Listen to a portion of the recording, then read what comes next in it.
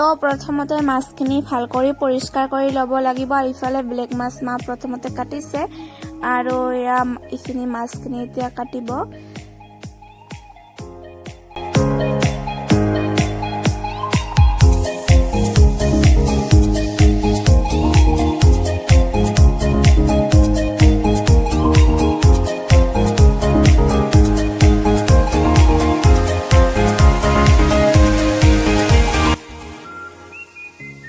তো মাছৰ পিটিকাৰ কাৰণে আৰু মাছ ৰান্ধিব সেইবোৰ মছলাৰ পাত দিলে ভাল লাগে, সেইকাৰণে মই মছলাৰ পাতবোৰ ছিঙি আছিলোঁ আৰু আজিকালি পিঁয়াজৰ চিজন চলি আছে পিঁয়াজৰ পাতৰ, তো মই সেইবোৰ ছিঙি আছোঁ, মা মাছত দিব।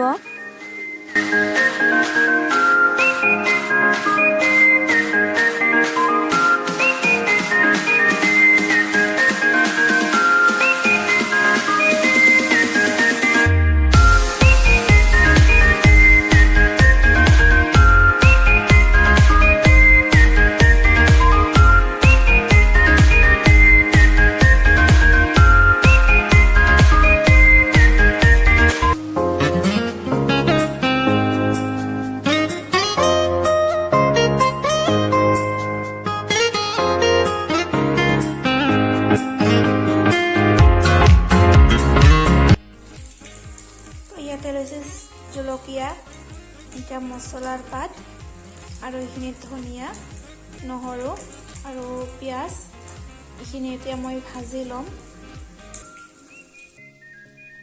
তো এইখিনি গোটেইখিনি মই ভাজি ল'লোঁ, এতিয়া বনাম। তো মা মাছৰ কাটাখিনি বাচি আছে।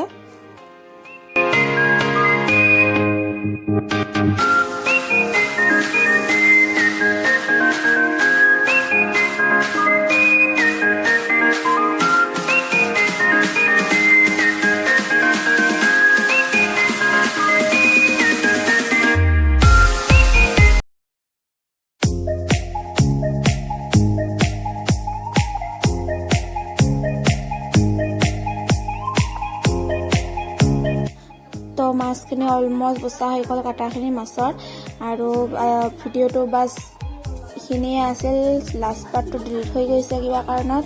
তো সকলোখিনি বস্তু মই মিহলি ল'ম, তো আপোনালোকে চাব, এদিন বনাই খাব কেনেকুৱা লাগে, তো নিশ্চয় কমেণ্টত জনাব পিটিকাখিনি কেনেকুৱা হৈছে ইয়াৰ পিটিকাখিনি। তো আজি ভিডিঅ'টো বাছ ইমানেই লৈ আছিল। যদি ভিডিঅ'টো চাই ভাল লাগিছে তেতিয়াহ'লে নিশ্চয় like, comment, share and subscribe কৰিবলৈ নাপাহৰিব। তো বাই বাই, নেক্সট ভিডিঅ'ৰ সৈতে আপোনালোকৰ সৈতে লগ পাই আছোঁ।